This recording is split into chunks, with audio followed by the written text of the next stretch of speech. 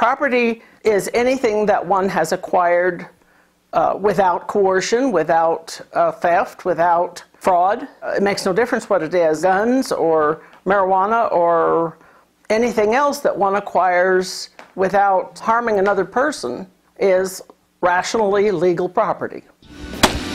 Your house is your property, so is your mind. Money is your property and you own it when you die. Your free speech, your gun, your gold, your healthcare, your guitar, your bedroom, your yard, your cat, your water rights, your car. What you eat, what you smoke, who you marry, who you vote. What I say is what I do. If it don't affect you, screw you. It's all my property, screw you. It's all my property. Get off! Get off! Get off my property! Women should arm themselves for the same reason that men arm themselves, to protect their life, their property, and to help protect each other.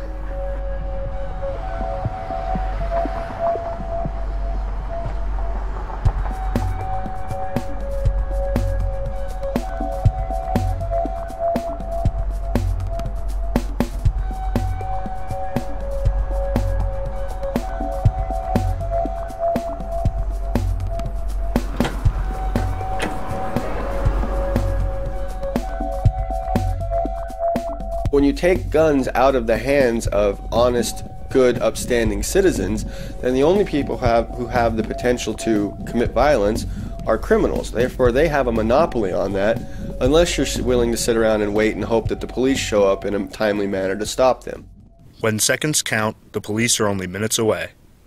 All aggression is violence, but not all violence is necessarily aggression.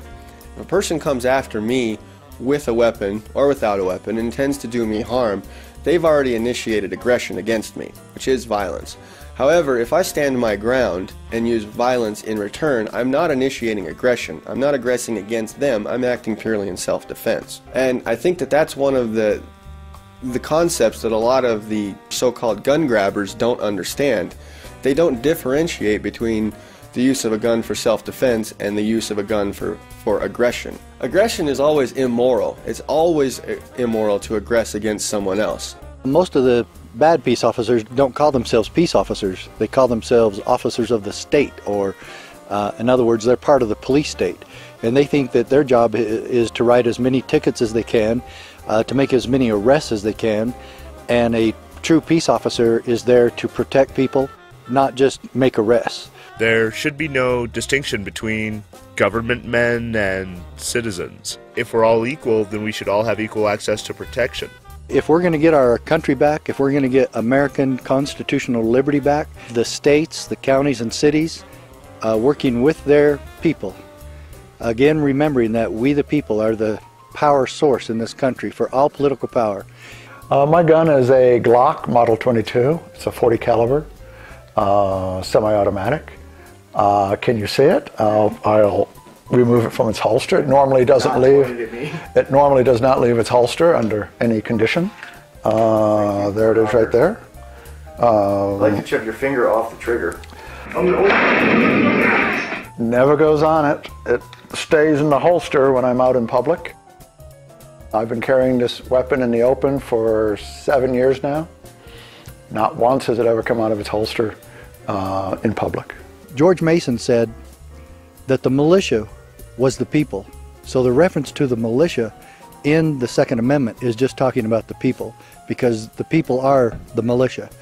And George Mason also said that to disarm the people is the best and most effectual way to enslave them.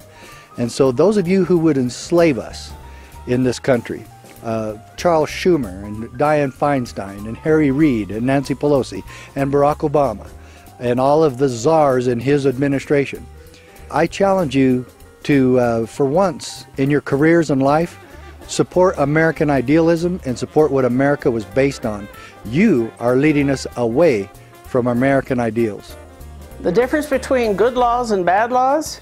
Well, there's only one good law, and that is the law of non-aggression.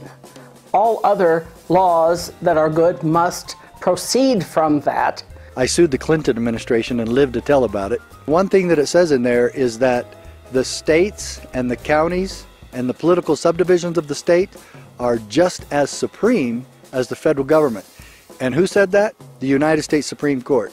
And if you look at the strength and the power of the 10th Amendment and state sovereignty, it was never intended by our Constitution to create another tyrannical government worse than the one that we separated from in the Revolutionary War.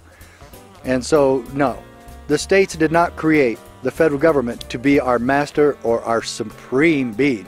They can quote that supremacy clause all they want. It'd be nice if they quote it instead of just saying that it gives them supreme power, because it doesn't appear that any of them have ever read it. But they never read any of the other laws that they pass and shove down our throats. It just is another sign of the corruption in Washington, D.C. Some people are hungry for liberty because deep down inside they know they are self-owners. Unfortunately, a lot of people don't understand that and have even been conditioned no longer to feel that. Why should they? Because it is our birthright as human beings. Well, the difference between illegal and immoral is I don't need a law to tell me what is immoral. Inherently, you know right from wrong. Illegal is something imposed on you by the government.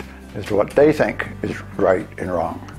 The only way to get back to voluntary self-government is to become self-owners. I don't have any right to tell Eric what he can and can't do with his Ericness.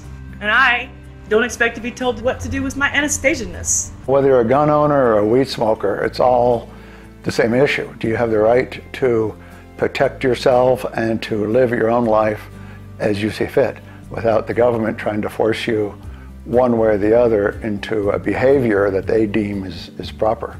As long as you're causing no harm to somebody else, you should be able to do whatever you want. Everything Hitler did was legal because he made the laws. We're not recommending you break any laws. We're not even saying, every time you break an unjust law, an angel gets her wings.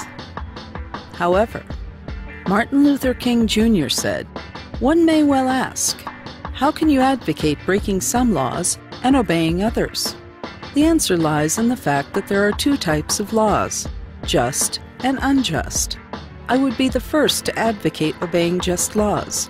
One has not only a legal, but a moral responsibility to obey just laws.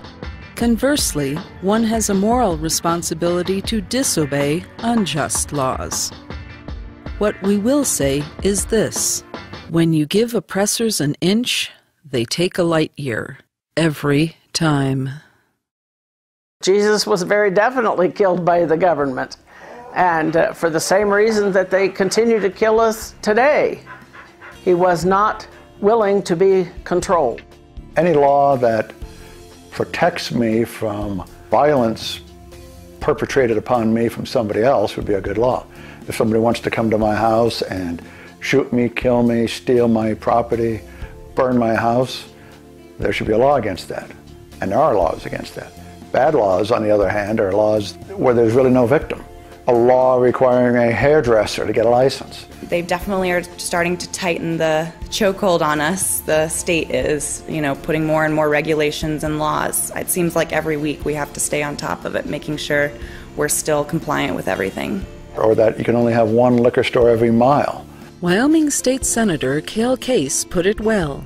He said, I don't like being exposed to Kenny G's music, cigarette smoke, or patchouli oil, but I will defend the right of other folks to have all that junk, the right of business owners to allow it, and my right not to have to be around it. Government should not regulate anything that citizens can avoid by turning around and walking out. Governments have set things up so that people don't have a choice to walk away. Laws against personal freedom, such as smoking pot or drinking alcohol or any number of basic things that you might do in any given day. Natural rights are just simply our right to life. Every human being has the right to life and to defend that life. Citizens should be able to own guns. Without a doubt, I think everybody has the right to protect themselves, period. I don't care if it's walking across the street or in your home or in your front yard. I think everybody should have the right to protect themselves. And to acquire and use peacefully acquired property with no interference from anyone else. We need our freedom. This country was built on freedom, that every citizen of this country has the right to prosper as long as it is not affecting anything or anyone negatively. No voluntary, consensual activity can legitimately be illegal. Natural rights are not divisible.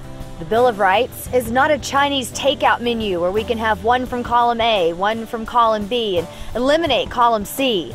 We cannot allow anyone to pick or choose our rights for us. The Bill of Rights is one single declaration with 10 sections. When we allow so-called authorities or politicians to take away or abrogate a right, we become their slaves. We have abdicated ownership of our own bodies and lives. And it doesn't make any difference at all whether that's guns or marijuana or automobiles or our marriages. The Bill of Rights and all natural rights are all or none. Violence isn't necessarily a bad thing if it's used in self-defense. It's never immoral to stand your ground and defend yourself, your life, your liberty, your property, or that of another person who is suffering from the aggression of another. Aggression involves committing a crime against the natural rights of another person. Self-defense, even including violence, involves defending one's natural rights to life, liberty, and property. 30 years ago, I was sleeping and heard an argument outside and looked out the window to see someone who was trying to break into my car. I went to the closet and retrieved my shotgun and went to the door and opened it and shouted at him to go away, to get away from my car. He started toward me. I leveled the shotgun at him as he came toward me, and he was threatening me and said that he would kill me.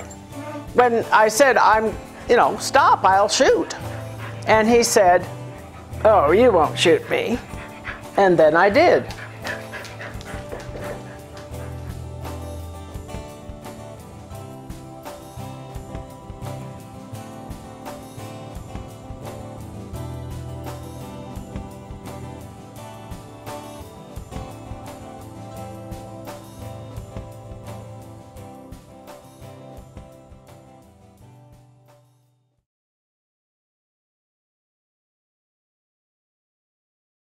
Hello, I'm Michael Dean. And I'm Neema Vedadi. We know you have many choices in educational guns and weed films.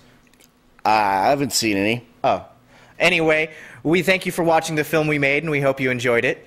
This educational documentary will undoubtedly upset some people who get a boner from preying on the rights of others. Therefore, we'd like to say this on record. If either of us are ever facing any felony charges, the thing was planted or the evidence otherwise manufactured. And if either of us is ever found dead of a drug overdose, a car crash, or an apparent suicide, there was probably a government agency behind it. And remember, the only power they have is the power you allow them.